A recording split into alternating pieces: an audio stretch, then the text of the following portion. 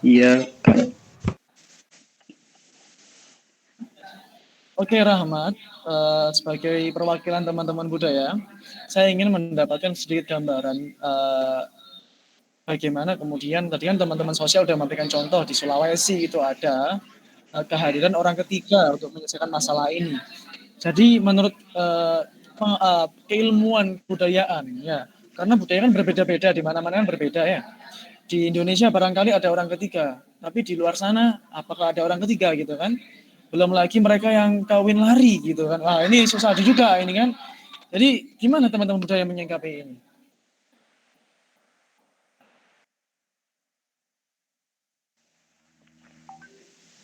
Eh, mungkin gimana ya? Salah satunya ya mungkin seperti tadi perbanyak komunikasi. Kalau dari komunikasinya belum cukup, dirasa belum cukup, bisa minta pihak ketiga mungkin dari salah satu orang tuanya dari kedua belah pihak bisa langsung turun tangan karena takutnya kalau dibiarkan terus-menerus yang jadi korban malah anaknya. Ya mungkin itu. Oke, saya minta teman-teman agamawan untuk pamungkas di pertanyaan ini. Jika kedua belah pihak tidak bisa bertemu untuk menyelesaikan masalah, lantas siapa yang harus hadir untuk mempertanggungjawabkan semua ini? Oke, baik Kak. Dari perspektif agama juga ada dalil yang mutlak, secara mutlak dari firman Allah Ta'ala dari ayat Al-Quran Surah An-Nisa ayat 35 yang artinya dan jika kamu khawatir ada persengketaan antara keduanya, maka kirimlah seorang juru damai dari keluarga laki-laki dan seorang hakim dari keluarga perempuan. Jika kedua orang hakam itu bermaksud mengadakan perbaikan, niscaya Allah memberi taufik kepada suami istri itu. Sesungguhnya Allah Maha mengetahui lagi Maha mengenal. Surah An-Nisa ayat 35. Yang dimaksud ayat ini adalah manakala jika terjadi percekcokan dan perselisihan rumah tangga, maka Islam memberikan jalan keluar agar masing-masing suami istri menyediakan juru pendamai atau hakim dari kalangan keluarga untuk menyelesaikan konflik dan persengketaan rumah tangga tersebut. Maka kedua kemungkinan di atas bisa sebagai alternatif penyelesaiannya bertujuan agar perkawinan tidak putus. Kecuali apabila upaya-upaya tersebut mengalami kegagalan, maka penyelesaiannya adalah hanya penceraian. Mungkin hanya itu dari perspektif agama, Kak. Terima kasih. Oke, luar biasa, itu jawaban yang keren. Tapi di sini ada pertanyaan yang membuncah ya, bahwa jika hadirnya seorang hakim atau perwakilan atau orang ketiga di masalah keluarga, baik dari kalangan keluarga itu sendiri ataupun dari mediator ataupun dari psikolog gitu ya, kita kayak punya satu asumsi, benarkah bahwa jika ada masalah keluarga yang menanggung jawab semua orang, yang menanggung jawab adalah berbagai banyak pihak, bukan cuma dua orang tua, bukan cuma orang yang dalam rumah, anak ataupun orang tua itu sendiri yang sudah dewasa gitu. Apakah benar jika ada masalah keluarga semua orang bertanggung jawab?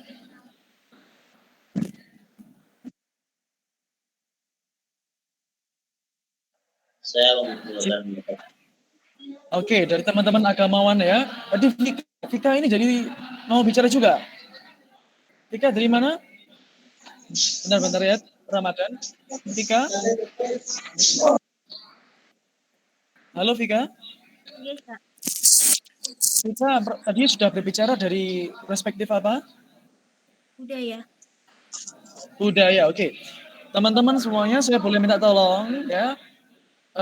Jika memang berkenan, silakan dinyalakan videonya ya. Saya tidak bisa berkomunikasi dengan teman-teman.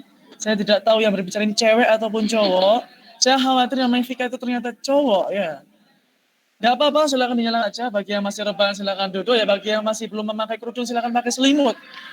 Ya silakan, saya minta nyalakan wajahnya semuanya. Karena kalau memang belum dinyalakan, saya juga akan matikan ini. Saya akan pulang dari sini gitu ya. Saya tidak ingin berbicara dengan foto, saya ingin bicara dengan video.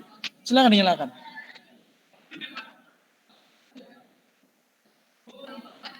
ya.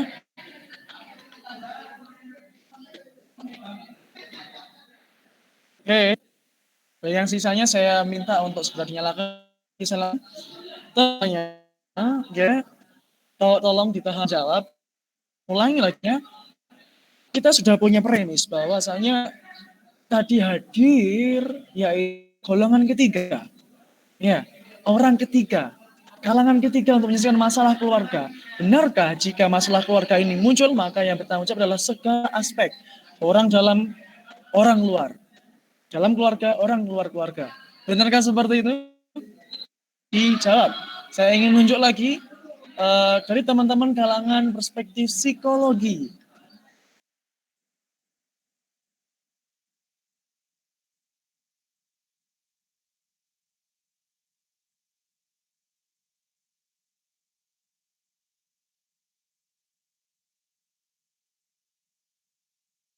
Oke, izin menjawab, Pak. Nama Silakan. saya Bayu Raihan dari Silakan. kelompok psikologi, ingin menjawab. Tadi pertanyaannya, kalau sumpama ada masalah keluarga, kan yang dilibatkan biasanya ada beberapa orang. Jadi apakah kalau ada masalah keluarga, tanggung jawab banyak orang, bukan keluarganya? Saya akan tetap berpegang pada argumen saya yang pertama, bahwa kalau ada masalah, yang bertanggung jawab menyelesaikan adalah pihak internal keluarganya. Seperti kalau ada masalah suami dan istri, yang menyelesaikan suami dan istri. Pihak ketiga seperti yang dibicarakan oleh Mas Zaki, Mama tadi, atau hakim dan lain sebagainya, menurut kami hanya sebagai guidance saja, memberi petunjuk bagaimana masalah ini akan berlanjut, bagaimana penyelesaiannya. Nah, titik pengambil keputusannya untuk menyelesaikannya tetap ada di tangan antara pihak laki-laki dan perempuan dari keluarga itu sendiri. Sekian, Kak. Terima kasih.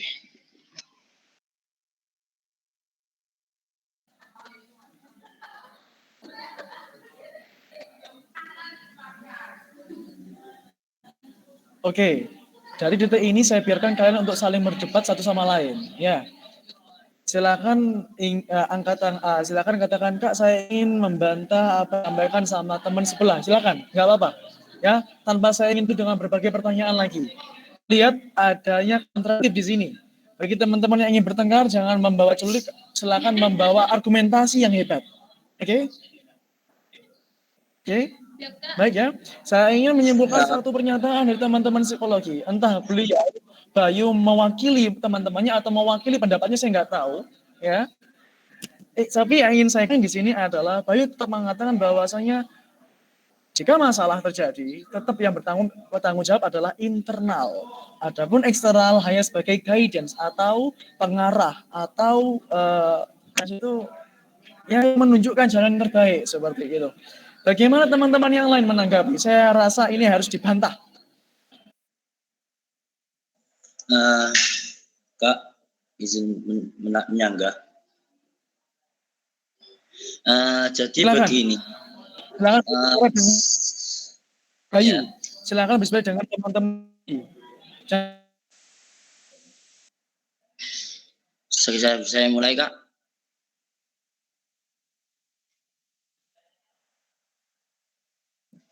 Jadi begini, tadi kan kita mendengarkan daripada kepimplanan pendapat. Yang pertama, semuanya kita sepakat lebih menitik beratkan daripada ke suami.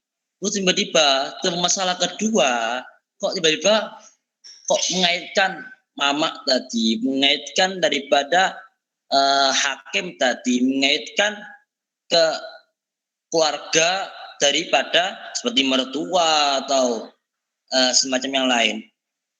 Intinya masalahnya begini, seumpama jika ada permasalahan di antara kedua pihak, berarti sebelumnya belum ada komitmen.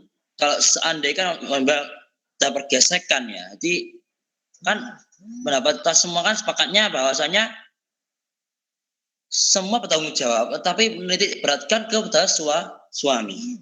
Nah, mengapa kok timbul demikian? Siapakah yang akan mas'ul atau yang bertanggung jawab atas daripada percekcokan pergesekan ini yang akan memutuskan daripada ini keputusan ini kan ya tetap seorang suami.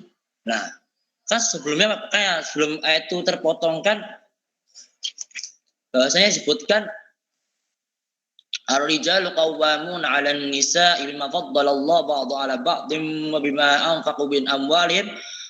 Nah, was-salihatu qanitatun hafizatun lil ghaibi hafizallah wallati takhafuna nusyuzahunna fa'idhuhunna. Nah, di sini sebenarnya saya ambil wallati takhafuna nusyuzahun. Berarti sebelum itu masalah sebelumnya harus kita sering memberikan perhatian supaya tidak timbul demikian misalkan ya mudahnya misalnya kan di akhir zaman ini kan sering yang lebih banyak soal bapaknya lebih banyak di luar, lebih banyak keluar, lebih banyak di luar sampai terkadang sampai malam kan biasanya seperti itu. Nah itu atau siapa yang disalahkan? Tetap yang siam. Kenapa? Karena tidak jadi tidak memberikan perhatian, tidak memberikan suatu nasihat. Jadi saya waktu akan keluar dibiasakan apakah yang menunjukkan suatu positif. Jadi misal aku mau tunduk ya ini. Misalkan saya mau keluar, nanti bisa ada apa-apa hubungi saya atau gimana. Terus sebelumnya seorang laki-laki pun ya yang katanya komitmen itu tadi jadinya kan bilang nanti lebih banyak tabayun. Seumpamanya seorang wanita yang sifatnya terkadang agak ngotot, agak terkadang kan macam-macam, watak wanita memang macam-macam. Tetapi gimana pun kita seorang laki-laki tetap istausu bin nisa khairan. Ini dengan cara yang baik. Jadi gimana pun ya seorang laki-laki tetap Ramadan. menurunkan. Mohon maaf, Ramadan sebagai perwakilan dari minta untuk saya dapat poinnya sebenarnya dari Ramadan. Cuma sekali lagi saya bagi teman-teman saya bebaskan kalian semua untuk membantah tanpa kemudian harus menunggu saya suruh. Teman-teman bisa saja bilang, Kak, saya nggak setuju dengan pendapat beliau. Demikian gitu ya. Saya minta teman-teman lebih aktif lagi, oke? Sepakat? Baik.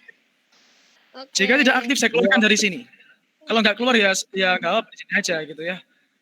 Ya gimana lagi, saya nggak bisa ngeluarin, saya bukan admin gitu ya. Oke, gini teman-teman. Kita lagi apa yang disampaikan sama teman psikologi adalah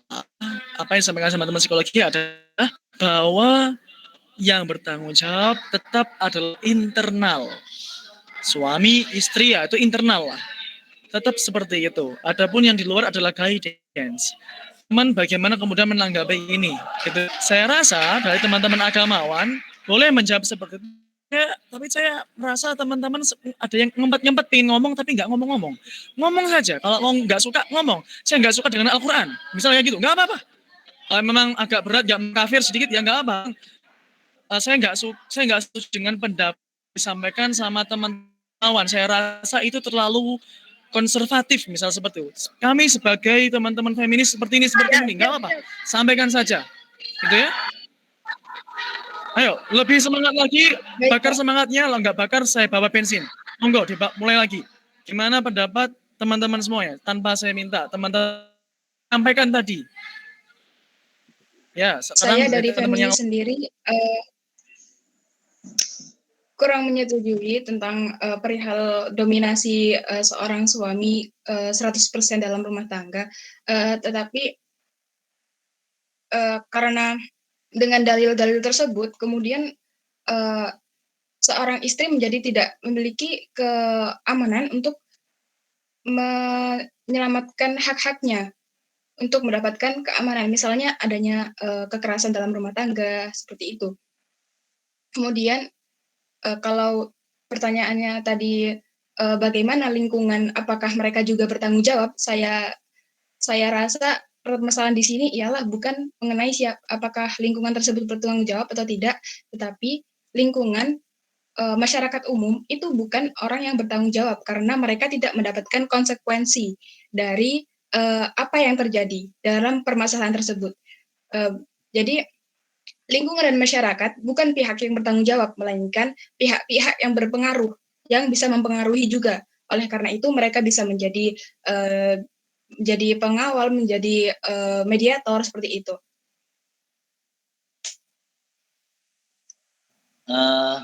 Jadi begini ya, kalau Anda menyatakan ya saya mohon maaf ya. Jadi kalau Anda menyampaikan bahwasanya tidak akan ketimpangan daripada hak seorang wanita dengan laki-laki, memang secara kita lihat sekarang kan memang seperti itu, banyak daripada kekerasan KDRT, misalnya seperti itu.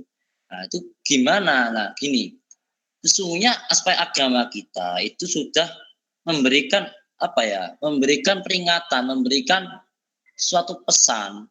Sebenarnya dari hadis Rasul Shallallahu Alaihi Wasallam, bahasanya istausu bin nisa khaira, bahasanya peringatkanlah, berilah wasiat dengan baik. Apabila di luar itu ada timbul KDRT tentang, katakan kita pernah mendengar suatu qaul dalam pendapat bahwasanya kan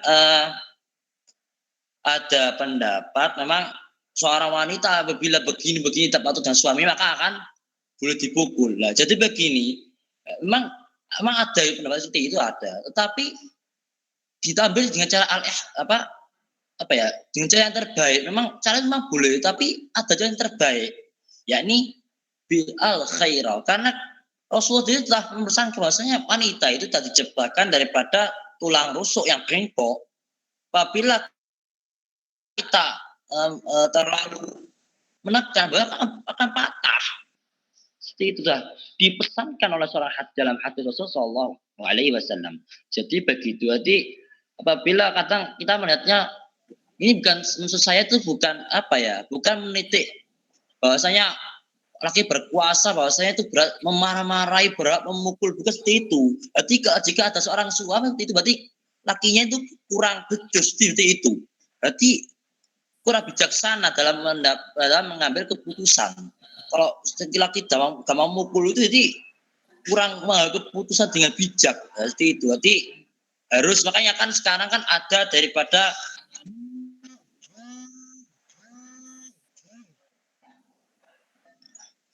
maaf ada permasalahan sebentar. Jadi begini, sampai mana tadi? Lupa ya. Jadi intinya menurut saya bagaimanapun kesetaraan gender itu harus dipertahankan ya. Seperti laki-laki tidak bisa semena-mena kemudian melakukan kekerasan terhadap perempuan seperti itu. Itu. Ya benar itu. Jadi katakan kita salah, makanya sekarang kan ada undang-undang pernikahan, ada sebelum nikah ada ijazahnya, ada surat sertifikat bahwasanya itu orang mampu menikah kan. Sekarang itu undang-undang yang dibuat oleh pemerintah tahun kemarin. Tahun kemarin undang-undang daripada syarat menikah, ada sekolahnya dulu kan itu kan. Itu ada undang-undang dari pemerintah, itu masih rencana enggak, saya kurang paham. Karena saya baca itu tahun kemarin, belum saya lihat kelanjutan daripada keputusan dari pemerintah. Ramadan. Cukup. Oke. Saya sering mendapatkan pertentangan ini antara feminisme dan juga teman-teman agamawan ya. Terima kasih udah bertengkar karena saya berharap itu ada di sini. Ya. Saya ingin lebih lanjut lagi untuk berbicara tentang masalah ini. Saya belum mendapatkan jawaban dengan baik. Baru teman-teman psikologi yang jawab. Masalah keluarga. Bisa menjawab. Internal saja atau semua kalangan? Itu pertanyaannya. Gitu ya. Silakan. Saya ingin mendapat jawabannya. Silakan, bebas.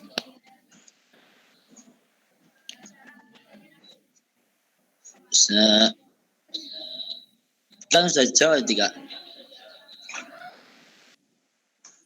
Ya, kamu sudah yang lain. Oh, yang lain. Saya ngulang kembali saya kalau maaf. Ya. Santai saja. Saya sudah paham kok jawaban seperti itu. Dari teman-teman yang lain, saya minta, menurut kalian yang bertanggung jawab ini, perlukah orang lain juga, ataupun hanya keluarga saja? Tolong berikan argumentasinya. Saya, Kak. Siapa yang namanya? Siti Quratul. Mana orangnya? Siti Quratul Aini, Kak. yang tadi ya. Gimana Siti? Panggilannya siapa ini? Kuro apa? Otul atau Ain? Ini Kak, Aini. Aini. Oke, Aini silakan berikan jawabannya. kalau menurut saya itu mending keluarga sendiri. Kalau misalkan merembet sampai ke apa ya orang lain, kalau misalkan bukan keluarga itu masalahnya itu tambah rumit. Terus tambah nggak selesai-selesai, malah nambah masalah lagi gitu Kak.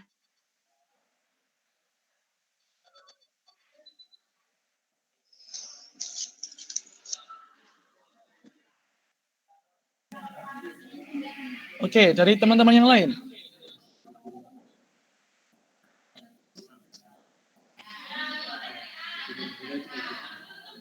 Teman-teman yang lain silakan.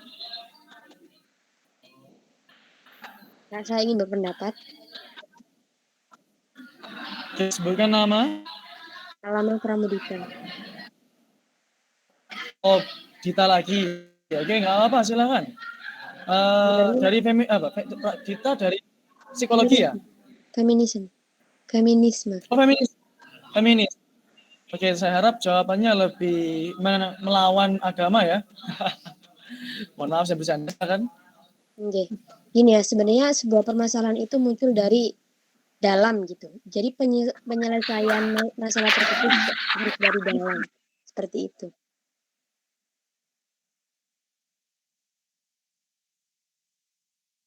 Terima kasih. Cukup sekian.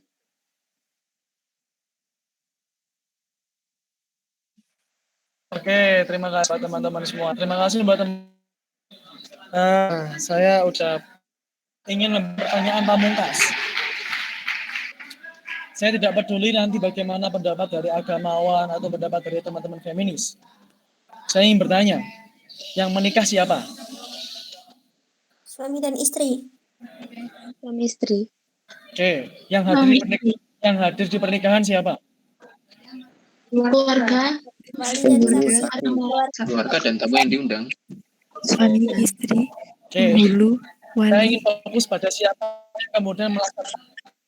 yang melaksanakan akad pernikahan. Agama kita ada akad, ya. Yang mengakadkan itu kemudian yang menjadi saksi, nah itu orang-orang itu ada atau tidak? Gimana Kak? Kalau mereka Putus-putus. ada, oke, saya ulangi lagi. Dalam pernikahan itu ada akad, ya. Yang datang akad enggak cuma suami dan istri, tapi juga ada penghulu, ada juga saksi dan juga yang lainnya. Setuju? Setuju. Setuju Kak. Setuju. Setuju. Di sini ada yang ingin menikah tanpa ada wali, tanpa ada penghulu? Tidak ada. Kalau tidak ada, kenapa kok yang bersuami? Kenapa kok ayah, ibu, kemudian keluarga bertanggung jawab? Berarti ini kontradiktif, teman-teman. Tolong berikan pendapatnya. Saya ingin mendapatkan jawaban yang lebih masuk akal. Saya mau menjawab. Jadi begini, untuk tujuan daripada hadirnya dua saksi dan wali itu tujuannya pakai iklan atau sebagai memberitahukan bahwasanya ini sudah menikah, ini sudah melakukan suatu akad nikah yang sah.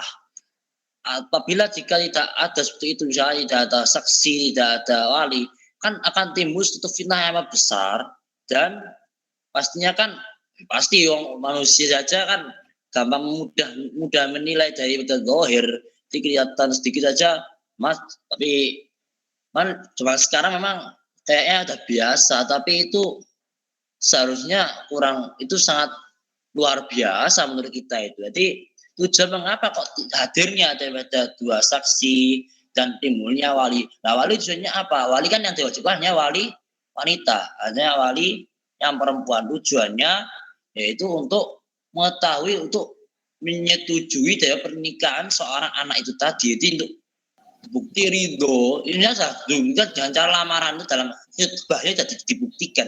Tapi tujuan wali itu ada kan. Tujuannya. Terima kasih ya, saya tidak bertanya tentang apa tujuan adanya wali. Ya, Kalau ingin ada di sini ya mungkin biar dia nyanyi karena wali band suaranya enak-enak. Tapi saya tidak ingin bertanya apa tujuan adanya wali dan saksi. Tapi saya ingin lebih banyak teman-teman. Dari teman-teman di antara saya ketika ada masalah keluarga dan suami dan istri tidak bisa menyelesaikan, maka ada pihak ketiga, baik dari mediator.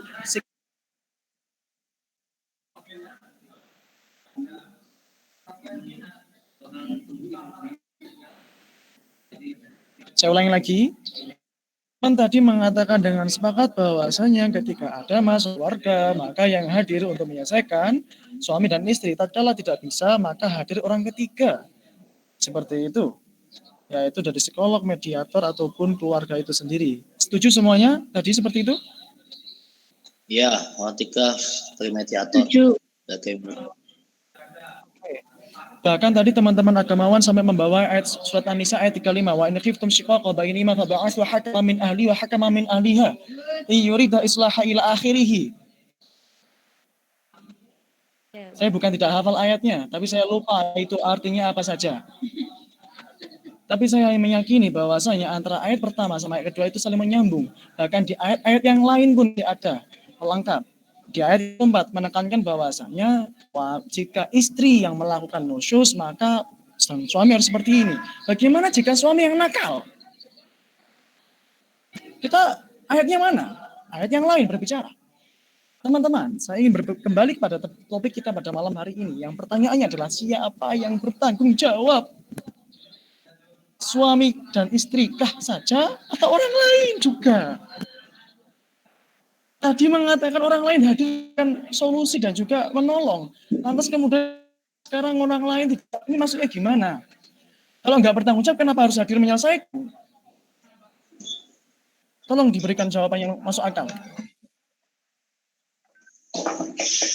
Menurut saya Prihanjini begini Kak, karena tanggung jawab itu berhubungan dengan konsekuensi. Jadi ketika suami istri itu setelah menikah mendapatkan konsekuensi adanya suatu masalah, sehingga konsekuensi itu harus ditangani oleh mereka sendiri, bukan orang lain maupun bahkan anaknya pun sekalipun. Kemudian bagaimana menyelesaikannya? Maka penyelesaian atau solusi itu sendiri akan datang dari mereka berdua sendiri. Jadi ketika masalah itu terjadi, mungkin yang terjadi adalah mereka memerlukan waktu untuk jeda dalam berhubungan. Kemudian setelah itu mereka berdua akan bisa menemukan solusinya sendiri. Begitu. Jadi solusi berasal dari kedua belah pihak itu sendiri, dari suami juga istri. Dan mereka itulah yang bertanggung jawab keduanya karena mereka yang mendapatkan konsekuensi dari yang setuju pernikahan itu. Yang setuju dengan teman-teman pria Dini dari feminisme ya? Iya Kak. Oke. Yang setuju dengan teman-teman feminisme silakan siapa saja. Dari teman-teman sosial setuju? Setuju.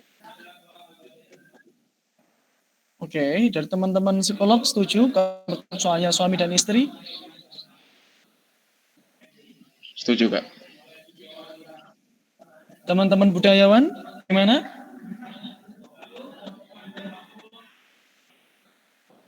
Setuju Kak. Oke, teman-teman, apalagi yang belum? Orang setuju, siapa ini orang setuju? Ini tunggu-tunggu. Saya Kak, Vika Amelia. Vika, kucing kembar yang lucu sekali. Kamu mana? Silakan. Oke, semangat Vika, silakan sampaikan. Saya tunggu waktunya sekitar Bismillahirrahmanirrahim. Menurut saya, masalah keluarga itu ada dua tipe. Bagaimana, maksudnya siapa saja yang berhak untuk bertanggung jawab dalam permasalahan itu sendiri. Pertama, memang yang bertanggung jawab hanya pihak internal saja. Memang kalau misalnya gini seperti ini. Misalnya dalam permasalahan mohon maaf ranjang. Itu pihak eksternal sama sekali tidak ada hak untuk bertanggung jawab. Dan yang bertanggung jawab kembali kepada suami istri itu sendiri. Itu kalau masalah ranjang, dan berikut masalah-masalah lainnya yang sekiranya bisa mampu diatasi oleh pihak internal itu sendiri. Kecuali masalahnya itu sudah menyangkut pihak eksternal, maka pihak eksternal juga ikut dalam bertanggung jawab. Ada suatu kisah suami istri ta'aruf, belum kenal satu sama lain, belum tahu wajahnya, dan mereka terpisah karena bencana alam. Nah, seperti itu. Dan ada satu orang wali, yaitu adik dari ayah seorang wanita atau paman seorang wanita itu sendiri, dan yang bertanggung jawab untuk mempertemukan mereka kembali, seperti itu. Nah, jadi pihak eksternal atau paman dari wanita itu sendiri mempunyai tanggung jawab demi keutuhan rumah tangga suami dan istri yang ta'aruf seperti itu. Nah, ya, jadi seperti itu. Jadi tergantung kembali pada masalahnya itu sendiri. Sekiranya masalah itu dapat diselesaikan secara internal ataukah juga eksternal, seperti itu. Nah, kalau masalah tanggung jawab itu bukan hanya seperti ini. Tanggung jawab itu beda porsi dan perannya, seperti itu. Kalau suami istri, tanggung jawabnya yang menjaga keutuhan rumah tangga dan mencari solusi dari permasalahan yang sedang mereka hadapi. Sedangkan pihak eksternal, tanggung jawabnya adalah memberikan solusi atau menengahi, seperti itu. Jadi peran sama porsi tanggung jawab mereka berbeda-beda. Tetapi dalam satu artiannya itu tanggung jawab, satu konteks tanggung jawab, seperti itu. Dia seperti kita saja, kita mahasiswa dan dosen. Kita sama-sama punya tanggung jawab. Tanggung jawab dosen adalah mengajar dan mengajar dengan baik, seperti itu. Sedangkan kita mahasiswa yaitu belajar dengan baik, seperti itu. Oke. Terima kasih. Yang lain saya mohon untuk menanggapi Vika. Ini jawaban membuat saya greget. Monggo gimana yang lain, ayo.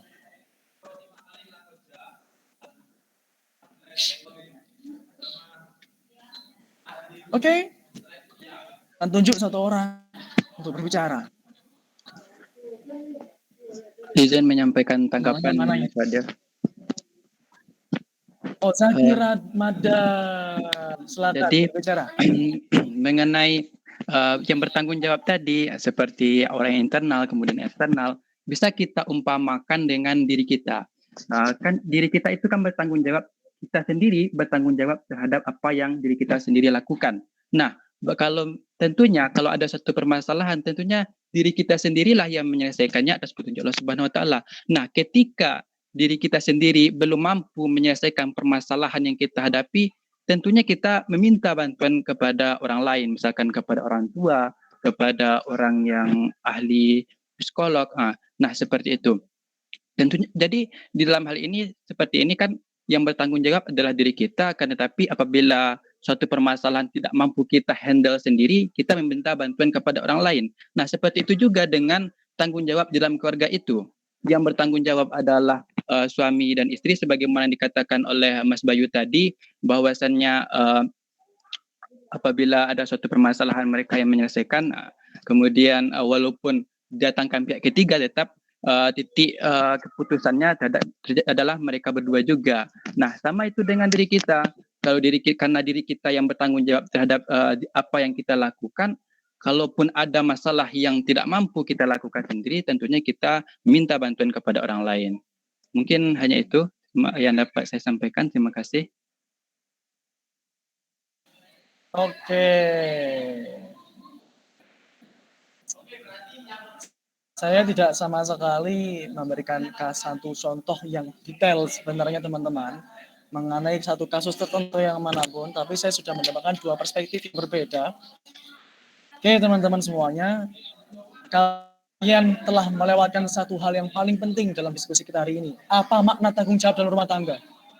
Bukan cuma siapa yang bertanggung jawab, tapi apa makna tanggung jawab itu sendiri. Di antara teman-teman semuanya, saya baru mendengar satu kali saja yang menyampaikan secara filosofis makna tanggung jawab itu. Kita terlalu ngambil kemana-mana, sehingga kemudian mengatakan tanggung jawab hanyalah A dan B. Nah, ini dia. Sekarang teman-teman kita dinginkan suasana dengan satu definisi. Tolong sampaikan kepada kami apa itu tanggung jawab dalam rumah tangga. Saya ingin menyampaikan pendapat bahwa makna dari tanggung jawab ialah sebuah konsekuensi dari hadirnya suatu hubungan.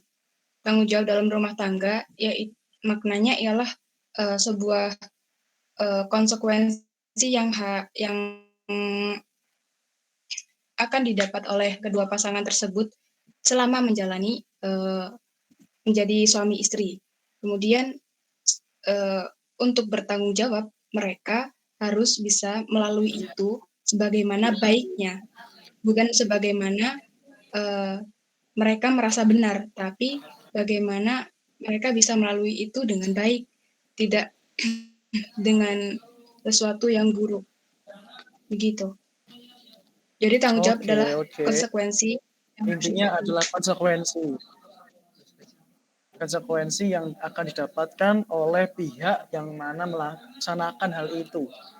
Sehingga kemudian dari definisi itu, dari teman-teman feminisme menyimpulkan bahwa tanggung jawab akan ada pada suami istri. Demikian ya?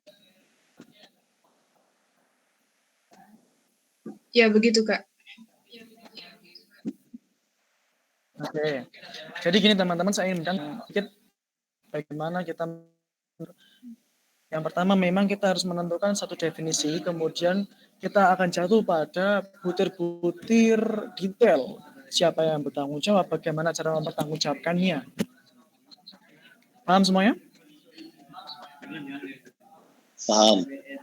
Oke. Sehingga kemudian baik dari segi ilmuwan manapun, sosial budaya, psikologi, kemudian dari agama, apalagi? Ada lagi yang belum disebutkan? Yaitu feminisme juga. Artinya kita harus punya definisi, dan definisi itu silakan diterjemahkan, kemudian dibawa kepada butir-butirnya. Masing-masing keilmuan punya pendapat sendiri, dan itu sebenarnya ketika ingin dibenturkan dengan pendapat yang lain itu sebenarnya nggak bisa, tapi bisanya dipertemukan dan diberikan jalan tengah. Itu yang benar. Karena porsi keilmuan juga porsi dari perspektif itu beda-beda. Oke, saya ingin kembali pada masalah definisi.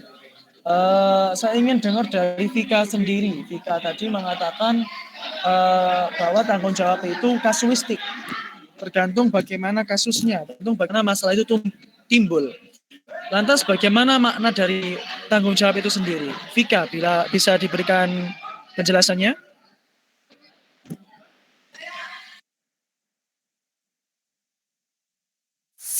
Oke, Kak. Insya Allah. Tanggung jawab sendiri menurut literatur yang pernah saya baca itu merupakan perwujudan dari kesadaran akan melakukan kewajiban seperti itu. Jadi tanggung jawab itu kita bersedia menanggung dengan segala yang memang kewajiban kita untuk menanggung dan memikul jawab. Okay.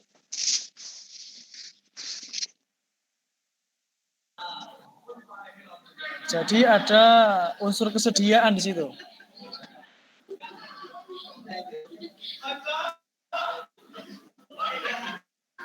Ya, jadi ada unsur kesediaan.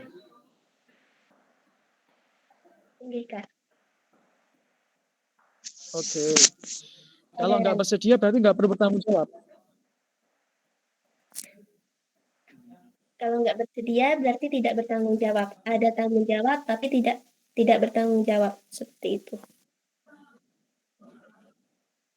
Oke, terima kasih. Oke teman-teman, kita udah diskusi berapa jam? Sampai jam berapa ini teman-teman? Signal?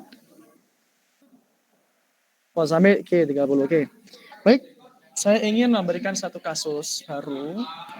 Tentunya kasus ini saya tidak berada pada saya bertanya apa yang harus bertanggung jawab. Terserah teman-teman menyimpulkan semua atau suami dan istri. Pertanyaan ini adalah saya lontarkan pertama kali ke teman-teman agamawan. Teman-teman agamawan siap untuk menjawab ini?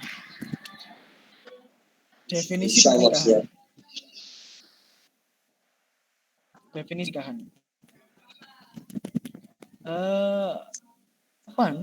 Sejauh mana tanggung jawab orang tua jika kemudian kita melihat dari masalah pernikahan?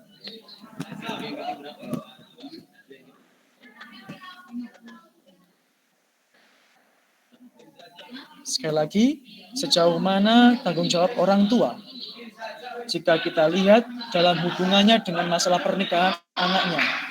Silakan jawab.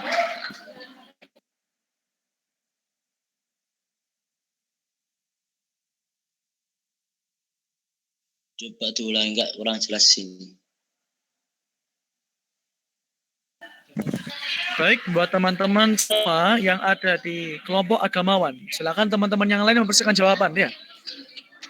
Teman-teman di kelompok lain siapkan jawaban. Pertanyaannya adalah sejauh mana tanggung jawab orang tua jika dilihat dalam hubungannya dengan ketika anak menikah?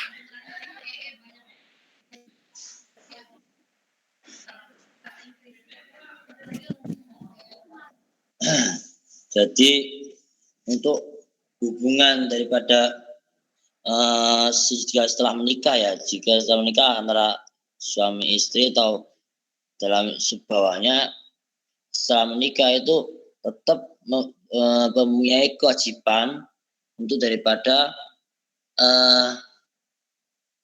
patuh, daripada berbakti pada orang tua. Nah, tetap berarti meskipun memang kodratnya memang kalau tak pernah dengar. Pertanyaannya bukan anak ke orang, pertanyaannya adalah tuanya. Orang tua punya tanggung jawab kepada anak. Lah lantas, sejauh mana tanggung jawab orang tua itu jika kita lihat dalam perspektif pernikahan anak itu sendiri?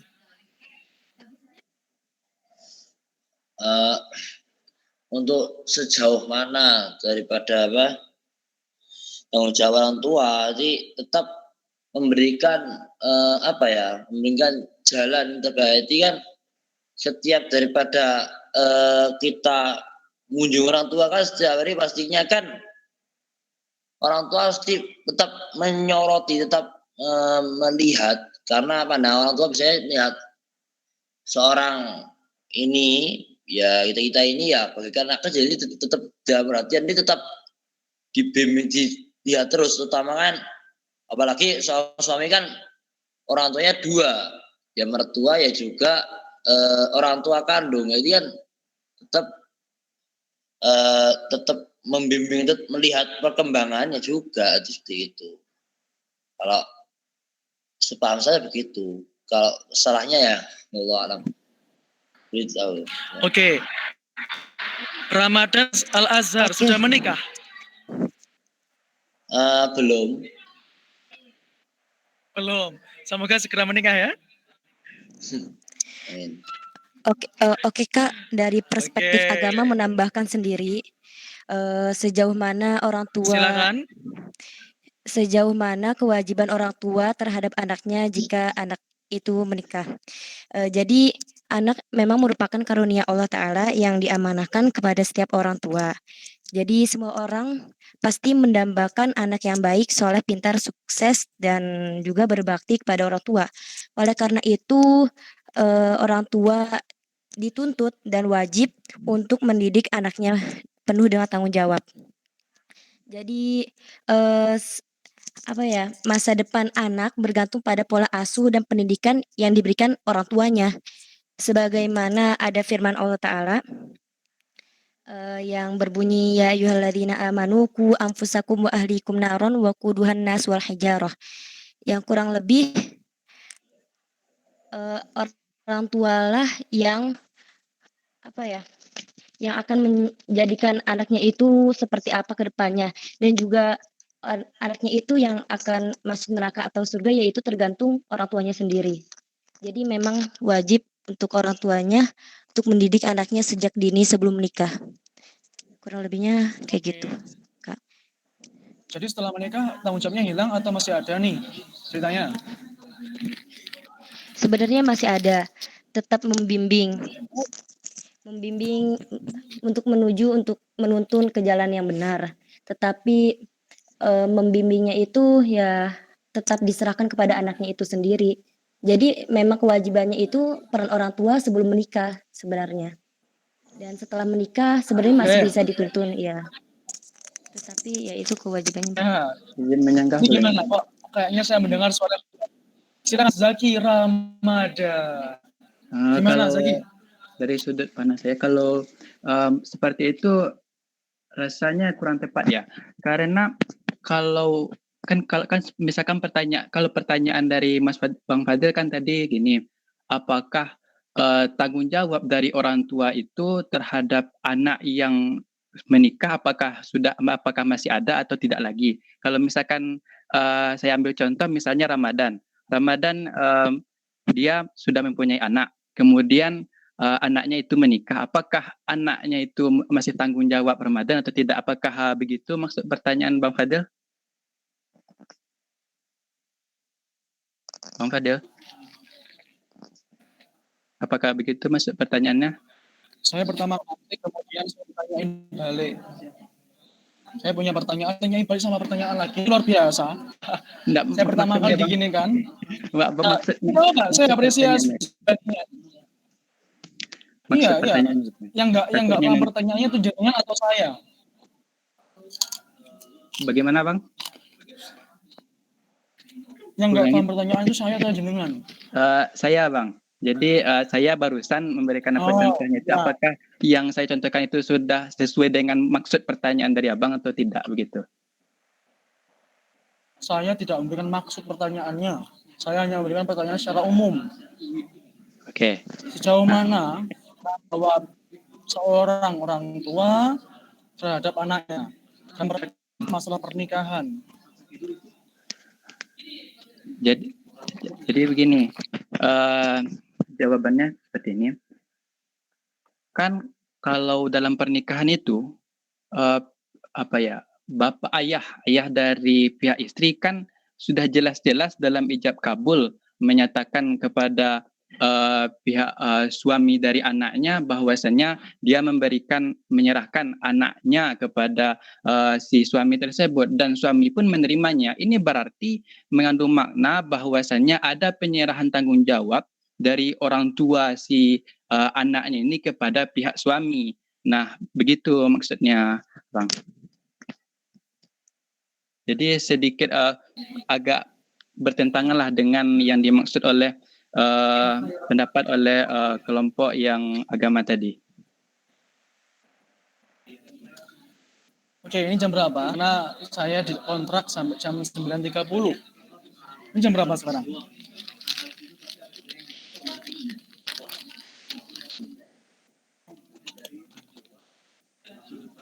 Hampir jam berapa? 9.21, Bang. Teman-teman, saya turut berterima kasih dengan diskusi hari ini. Tapi saya ingin memberikan koreksi dan juga menggarisbawahi banyak hal, teman-teman. Pertama, sekali lagi, sebelum kita menentukan argumentasi, perlunya kita memberikan satu landasan berpikir dalam bentuk etimologinya. Tolong berikan definisinya, pengertian, apa itu tanggung jawab, apa itu pernikahan.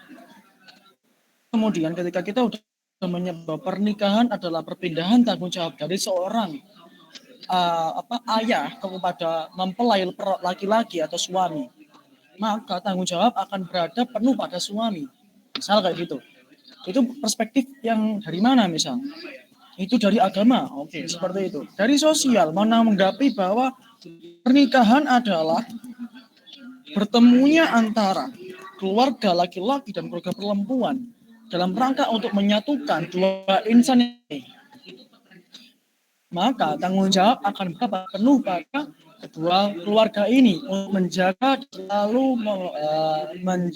dalam rangka untuk menjaga keutuhan rumah tangga mereka berdua. Karena pernikahan bukan cuma masalah dua orang, tapi masalah dua keluarga. Misal seperti itu. Jadi tahu kekurangannya kita di mana? Kita berargumentasi tanpa mengetahui apa yang sedang kita debatkan. Gitu ya. Oke, saya ingin bertanya kepada teman-teman semuanya. Dalam bahasa Arab, apa arti dari tanggung jawab? Dalam bahasa Arab itu tanggung jawab itu artinya apa? Sesuatu yang diminta, sesuatu yang dipertanyakan. Dalam bahasa Arab. Sebutin Mas'ul. aja, nggak apa-apa. Mas'ul. Dalam asal dari kata apa? Sa'ala yas'alu. Mas'ul adalah isim maf'ul dari kata sa'ala, berarti menjadikan yang dipertanyakan. Jadi yang jenisnya adalah dipertanyakan. Maka dalam segi bahasa, arti dari bertanggung jawab adalah sesuatu yang nanti akan dipertanggungjawabkan atau ditanyai. Seperti itu. Paham?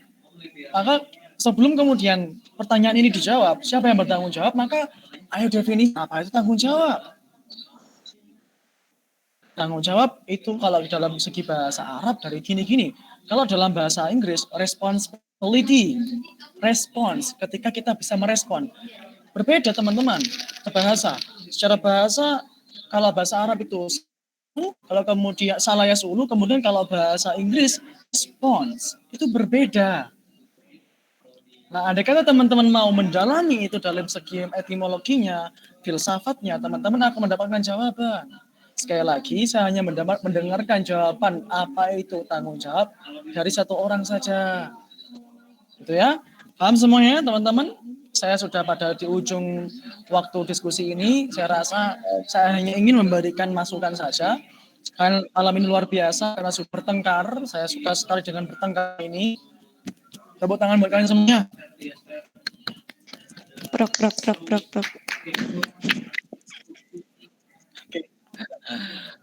Oke, sejauh ini saya hanya memberikan waktu 3 menit. Ada pertanyaan? Silakan.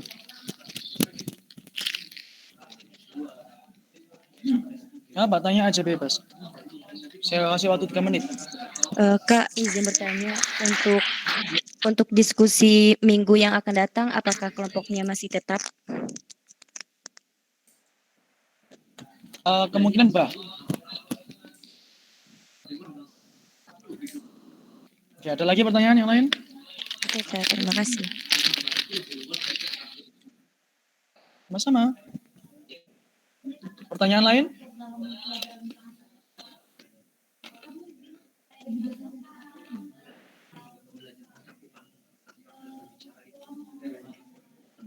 Sudah? Nggak ada? Kak, izin bertanya.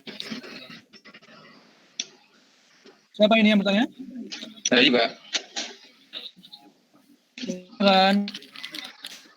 Nah, kan biasanya kendalanya saya sendiri, Pak. Kalau seumpama ingin mengeluarkan argumen tuh pasti ada keraguan. Nah, ini bener nggak sih?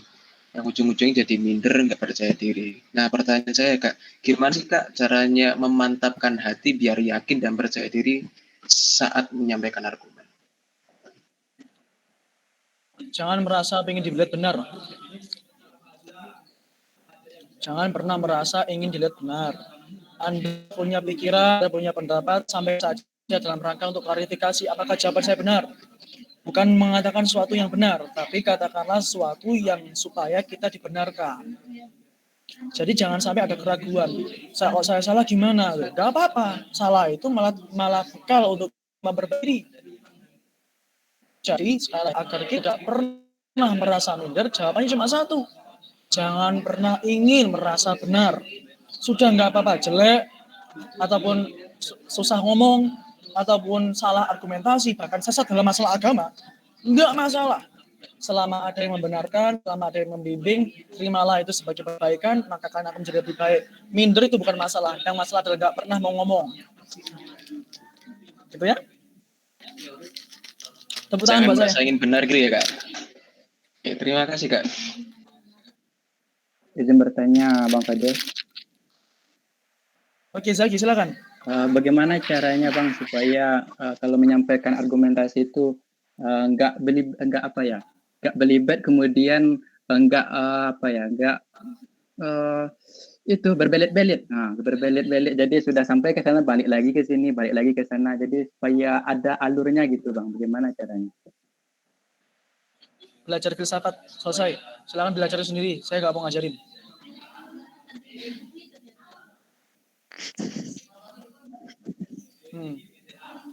Belajar filsafat. Kalau nggak mau belajar filsafat, silakan belajar ilmu mantek. Ini aja. Oke, cukup itu jawaban saya. Nggak ada jawaban lain. Terima kasih, Bang. Ya, jangan lupa latihan. Terakhir. Oke, terima kasih. Saya sudah terima semua jawaban dan pertanyaan kalian semuanya. Terima kasih buat kalian yang hari ini hadir. Tepuk tangan buat kalian yang sudah bertemu di pertemuan yang akan datang. Jika ada kesempatan umur dan juga kesempatan waktu, saya serahkan semua ini perbuatan dan juga dosanya ke moderator kita. Terima kasih. Assalamualaikum warahmatullahi wabarakatuh. Waalaikumsalam warahmatullahi wabarakatuh. Terima kasih banyak, Kak. Wabarakatuh. Di situ.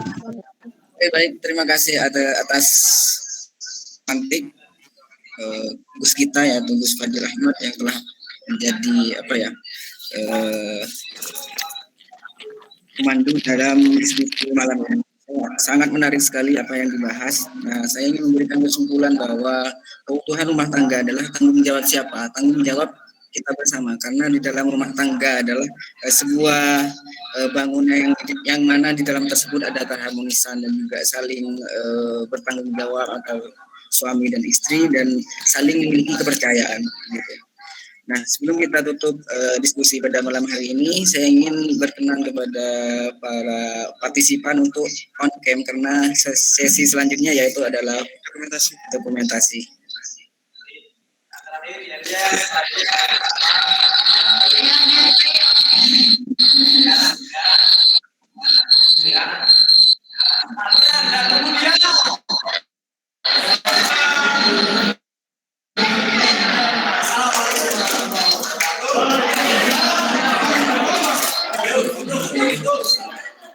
Silakan on cam semua. Aulia Azhara, Firman Nugel Fauzi, Firman. Oh iya ini loh. Ya. 1, 2, 3. Lagi. Di anu dulu di sana. Control V. Langsung enter. Lagi. Satu kali lagi. Ada kesalahan. 1, 2, 3.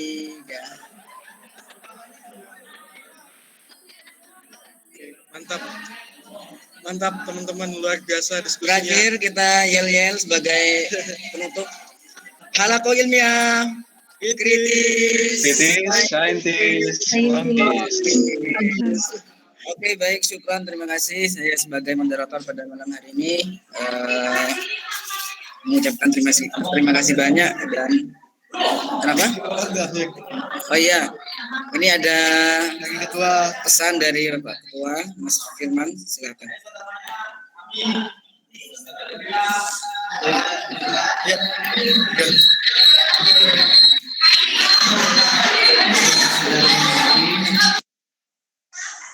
Bismillahirrahmanirrahim. Assalamualaikum warahmatullahi wabarakatuh.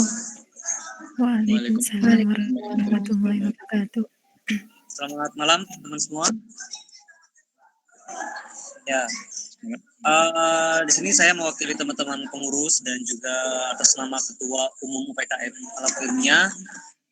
Yang pertama saya ucapkan terima kasih kepada teman-teman semua anggota UPKM Halaqah Ilmiah dari Divisi Diknal. Saya lihat tadi seluruh anggota Divisi Diknal hadir dalam forum ini. Saya sangat senang sekali, sangat terharu sekali melihat teman-teman semua meskipun dalam kondisi pandemi di rumah masing-masing rela mengorbankan kuotanya, rela mengorbankan waktunya dan lain sebagainya. Ini semacam kuliah lagi bagi teman-teman ya.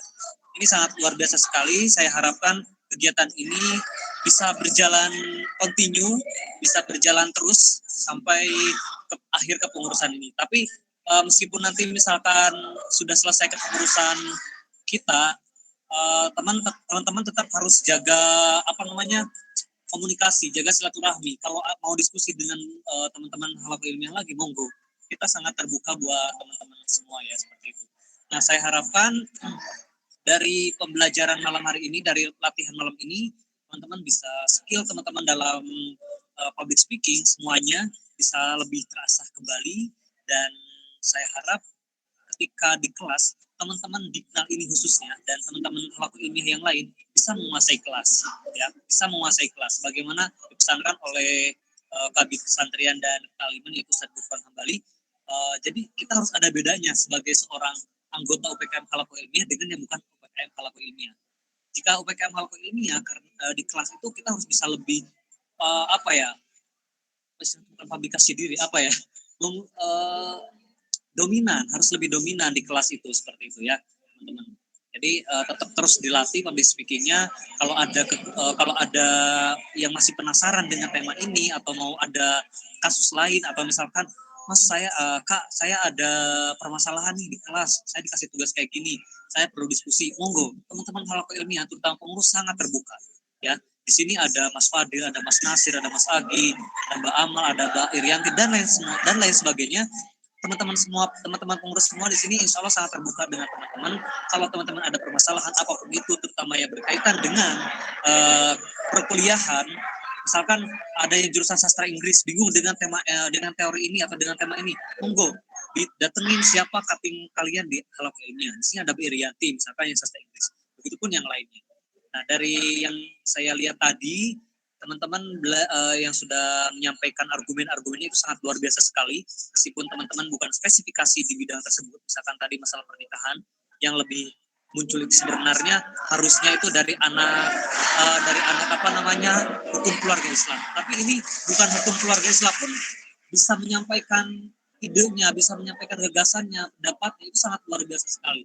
Intinya teman-teman sudah, menurut saya ya, bukan lagi semester 1, bukan lagi semester 2. Ini semacam teman-teman ini sudah semester akhir ya, sudah mampu mendebat, sudah mampu menyampaikan argumen atau teorinya seperti itu. Nah, harapannya ini semua bisa lanjut, dan dari teman-teman tadi yang ikut diskusi, mungkin ada yang nulis atau ada notulensinya dari teman-teman sendiri, monggo bisa disimpulkan, bisa ditulis menjadi sebuah karya untuk nantinya akan kita upload di web UPKM Halaqah Ilmiah. Jadi dari hasil-hasil diskusi tadi yang berkenan monggo bisa menuliskannya, bisa membuat rangkuman singkatnya untuk nanti diupload di grup atau di web UPKM Halaqah Ilmiah. Oke, mungkin hanya itu dari saya. Tetap semangat, tetap jaga kesehatan. Semoga teman-teman semua diberikan kelancaran, diberikan kesuksesan dalam pembelajaran di UIN Maulana Malik Ibrahim ini, dan terus mengabdi di UPKM Halaqah Ilmiah dimanapun kalian berada. Tetap semangat. Ihdinas siratal mustaqim. Wassalamualaikum warahmatullahi wabarakatuh. Waalaikumsalam.